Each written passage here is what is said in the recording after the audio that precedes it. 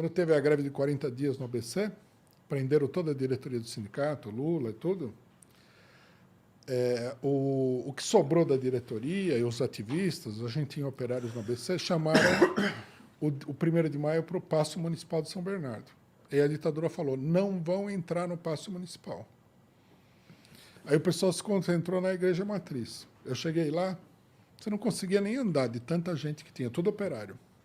Aí saiu aquela passeata, que o pessoal fala que tinha 200 mil pessoas, tem uma foto aérea muito bonita, assim, da passeata no ABC, e foi para o Paço Municipal. Eu estava mais para o final da passeata, mas tinha companheiro nosso que estava no começo. Daí eles falaram o seguinte, a hora que a passeata chegou, os operários estavam todos na frente, viram aquele exército da Polícia Militar, né? Eu, quando eu tinha chegado da Via Anchieta descendo para São Bernardo, tinha carro de polícia de lá de cima até o Paço Municipal. Nunca vi tanto carro de polícia assim. Aí os operários falaram, a praça é nossa, vamos para cima. E aquela multidão começou, aí o comandante chegou e fez assim, e o pessoal todo saiu. Você imagina. Porque ou eles matavam todo mundo, ia ser um fiasco tremendo, e muitos policiais iam morrer, provavelmente a maioria, porque começou ia morrer um monte de gente mesmo. E a polícia ia morrer mais gente da polícia do que do povo. Tinha quantos operários, no caso, o povo e tal? Então, o pessoal fala que a passeata tinha 200 mil pessoas. Puta eu que pariu. acho que é um pouco exagero, mas... Entendi. Tinha umas 90 mil, entendi. Muita gente, 80 mil, era muito grande. Sim, não tem força policial que pare isso, né? E não era uma passeata assim calma. Todo mundo estava com sangue no olho. A diretoria do sindicato foi presa, a Vila Euclides, o estádio onde faziam a assembleia, estava interditada, o Paço Municipal estava interditado, o pessoal nem vacilou, vamos para o Paço Municipal, sabendo que estava cheio de polícia, era a polícia da ditadura. Brabo demais. Da hora, né? Eu gosto dessas, parece cena de filme, né? É empolgante você participar disso. Eu participei das assembleias do ABC. Na Vila Euclides. Era uma coisa muito. Como que é? Tipo, os caras falam muito alto, como que é, assim, tipo, o ambiente? Como que é? O que eu me lembro, as coisas que eu me lembro, né? Eu lembro de umas 2 ou 3 cenas eu tenho bem gravado na memória. Uma é assim, tava todo mundo lá conversando e tal. Lotadaço. O campo, as arquibancadas, tudo.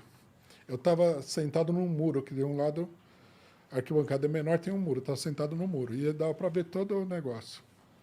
Aí estava aquele negócio, de repente, começa um alarido lá na entrada do estádio. Era o Lula que estava chegando. Aí levanta uma primeira fileira de operário e começa Lula.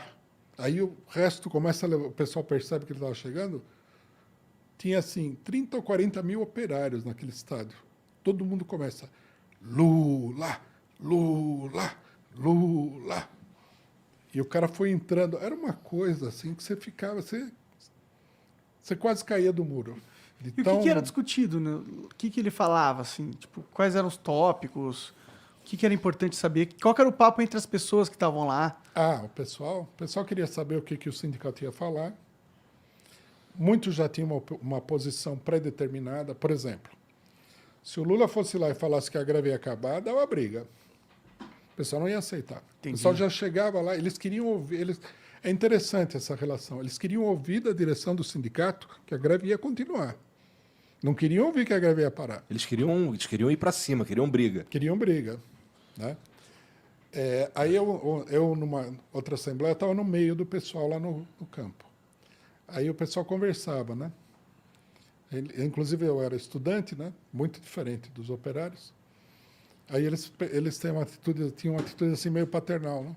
Não, põe o menino para cá, deixa ele... Né? Me tratava assim e tal. Estudante, está apoiando a gente e tal. Aí um cara fala assim, no meio da multidão. Aparece um cara com uma câmera no palanque. Aí alguém grita, é Rede Globo. Nossa... É Globo, fora e tal. Começou um negócio que você sentia que ia dar um quiprocole. Alguém ia dar uma surra naquele cara. Aí, engraçado, o cara pegou o microfone e falou assim, pessoal, não é a Globo, é a Bandeirantes. Aí o pessoal,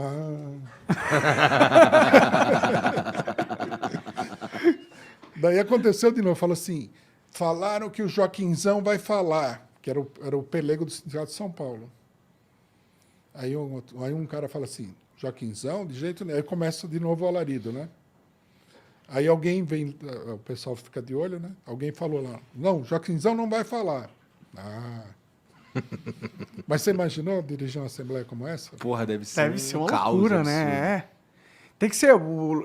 Por isso que o Lula é um político bom, né? Ele sabe. Bom, Não, ninguém duvida que ele é não um... no sentido que eu acho que ele é um bom político, Ele mas sabe fazer bem o que ele tá fazendo. é um político eficiente. Ele sabe olhar para uma multidão de pessoas e entender exatamente o que eles querem, o que eles estão sentindo, se relacionar e meio que eles têm uma expectativa e ele consegue corresponder. Esse é o poder dele. Ele é muito habilidoso. Sim. Sim. Ele tem sensibilidade e tudo.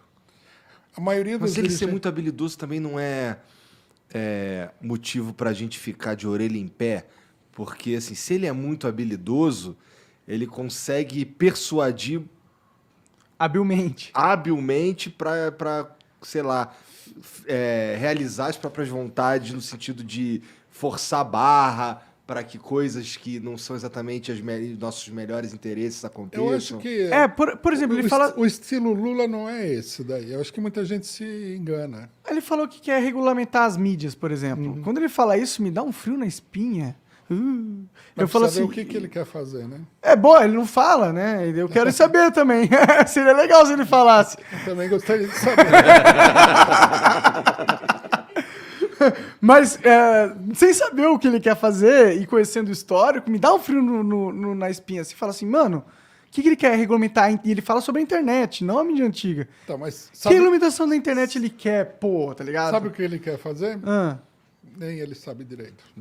Ele fala porque, sei lá, é legal, talvez, não sei. Não, a política do Lula é uma política, em geral, defensiva. Quando ele trata com as amplas massas populares. A qualidade dele é de saber que determinadas coisas você não pode fazer, que ele aprendeu no ABC. Ele nunca se colocou contra a continuidade da greve numa assembleia gigantesca como essa. Independente do que ele estivesse pensando de verdade. Independentemente. Se a assembleia era grande e estava radicalizada, ele continuava a greve. As greves no ABC todas foram encerradas em assembleias pequenas, onde ele se sentia mais à vontade para fazer a proposta. Certo ou errado, não estou dizendo que todas as vezes que ele acabou a greve estava errado. Sim, sim. Mas você percebe a psicologia Não, dele? sim. Não vou bater de frente com esse pessoal. Essa psicologia dele até hoje. Funciona, né? Por exemplo, ele fala regulação da mídia, da imprensa. O que quer dizer isso daí? Isso me assusta pra caralho. Você entende de um jeito, eu entendo de outro, ele entende de outro. Na verdade, ele não está falando nada. Ele está mandando um recado de que ele não vai facilitar para o pessoal que domina a opinião pública através da imprensa. Mas Só. essa postura de não bater de frente em determinadas situações me assusta um pouco, porque eu vejo isso em outras personalidades na internet, claro que não tem a expressão social que o Lula tem, mas que estão ali fazendo, que estão reproduzindo o que todo mundo quer ouvir. E isso eu acho isso muito perigoso. Eu acho negativo isso aí. Pois Mas é. eu não acho que é esse o caso. Tá. O caso dele é mais complexo. Ele tem a sensibilidade de não se chocar com aspirações reais da população. Por exemplo, vocês podem pegar a carreira do Lula toda, ele raramente falou alguma coisa truculenta contra a população em geral. É muito raro no caso dele. Ele está sempre... Né, ele entende que ele é o que é, porque esse pessoal confia nele. E ele evita de destruir essa Ele confiança. sabe lidar muito bem com a mas massa. o que o Lula quer de verdade, entendeu? Qual que é a visão dele pro Brasil? Tipo, qual que é os planos dele? Sabe o que me dá a impressão do Lula? É que ele tá nesse jogo para ganhar. E, tipo, foda-se o que for, tá ligado? Ele não se importa muito com isso. Eu acho. Não sei. É a minha percepção. É complicado. Eu acho que o Lula, ele não é uma pessoa só.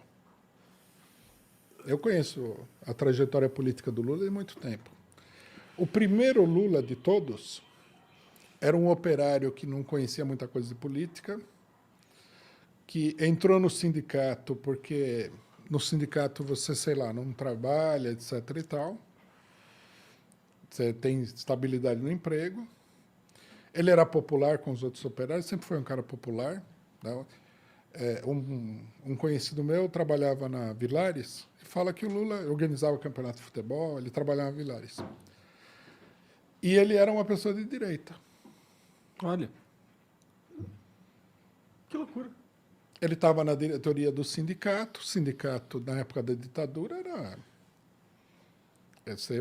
era raro ter gente muito de esquerda. Num segundo momento, ele se aproximou da oposição sindical. Quer dizer, ele começou a evoluir para a esquerda. Durante as greves, a atitude dele oscilava entre a direita e a esquerda. Por exemplo, ele falava contra a participação dos estudantes nas greves, que era uma coisa direitista, porque os estudantes eram o setor mais ativo, mais politizado. Ele fazia vários discursos. Esses estudantes... Pá. Por que ele era contra, exatamente? Porque ele tinha receio da influência da esquerda estudantil nos operários. Entendi. Né? Aí ele tentou formar uma ala política dentro do MDB na época. E as condições que impuseram para ele queriam que ele ficasse assim como um cabo eleitoral quase. Ele queria ter uma posição de destaque, afinal de contas, o cara tinha uma posição importante. Aí ele rompeu com o MDB e chamou as pessoas a construir um partido dos trabalhadores. Quem conhecia o Lula até aí jamais ia imaginar que o Lula ia chamar a construir um partido de trabalhadores.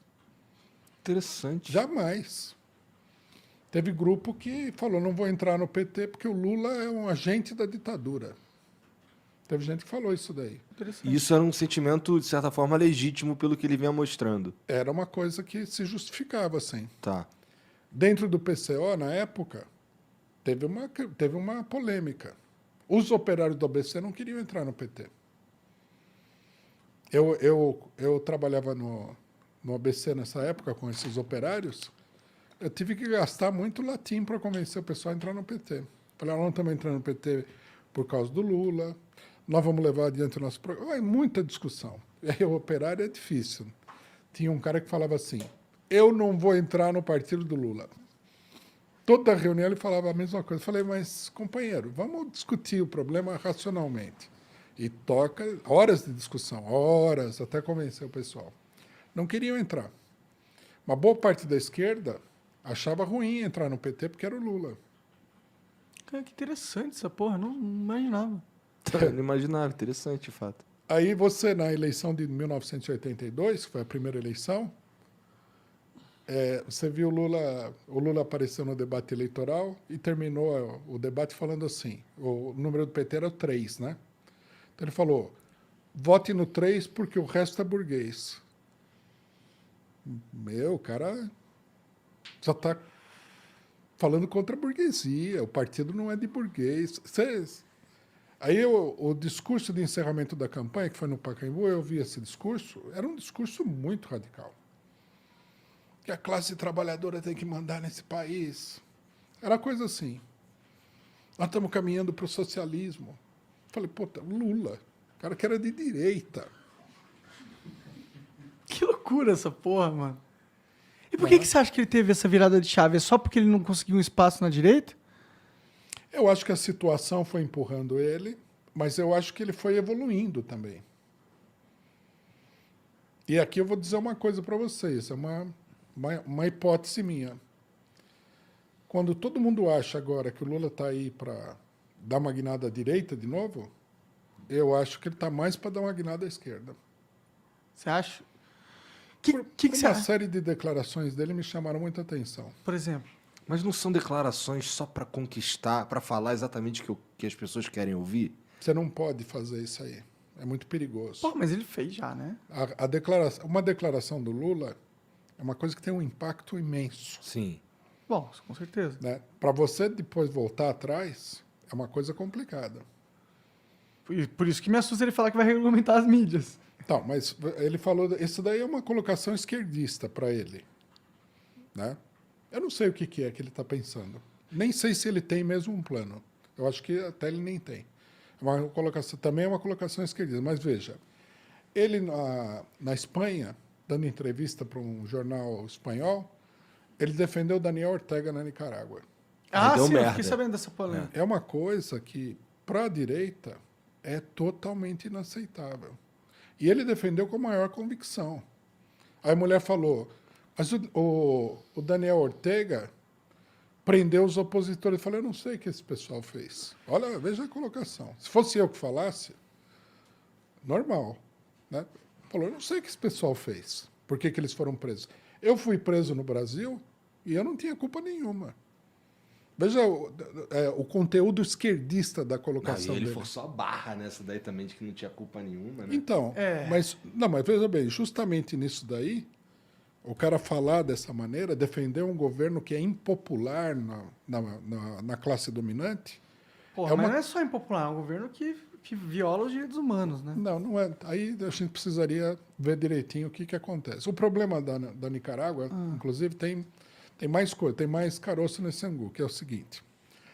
Daniel Ortega deve ser, nesse momento, na América do Sul, ou na América Latina toda, o principal aliado da China.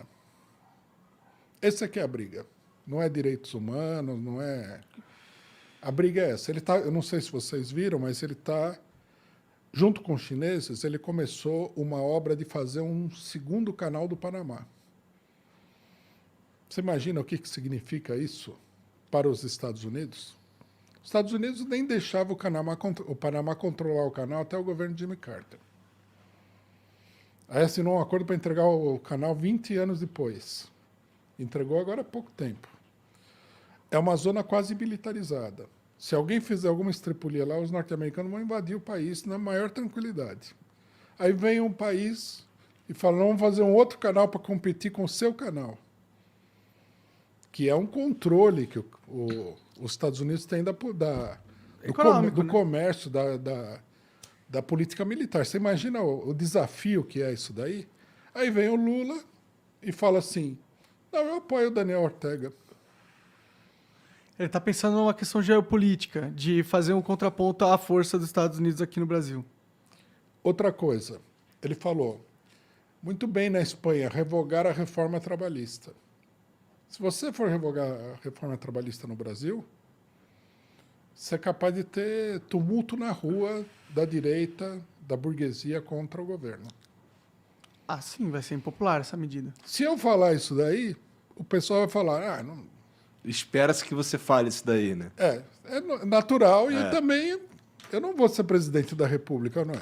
O máximo que pode acontecer é que a gente influencie um setor a defender a reforma trabalhista. Mas se o Lula fala isso daí, é como se ele tivesse dado um tapa na cara da maioria dos empresários no Brasil. Sim, por isso que você acha que ele tá indo numa guinada mais à esquerda. Eu diria mais concretamente que ele está numa política nacionalista. Tá. A defesa dele do Daniel Ortega é pela política nacionalista, pelo alinhamento com a China, pela política anti-americana. Entendi. Tá. Mas será que não se perde alguma coisa quando o presidente da sua nação elogia um cara que... Prende os opositores. que é tipo o cara elogiar o Putin, tá ligado? Fala, porra, acho o Putin muito foda. Aí o cara mata jornalista, tá ligado? Olha, a gente precisaria analisar bem o problema da prisão. Quem foi preso, eu também não sei exatamente quem que foi preso. Mas acontece o seguinte, né? Na Nicarágua, você teve aí um movimento que foi um movimento armado contra o governo. Se fosse no Brasil, estava todo mundo em cana também. Não ia ser diferente. Não estou falando que é bom, que é ruim. Só estou explicando que ele não está fazendo nada demais.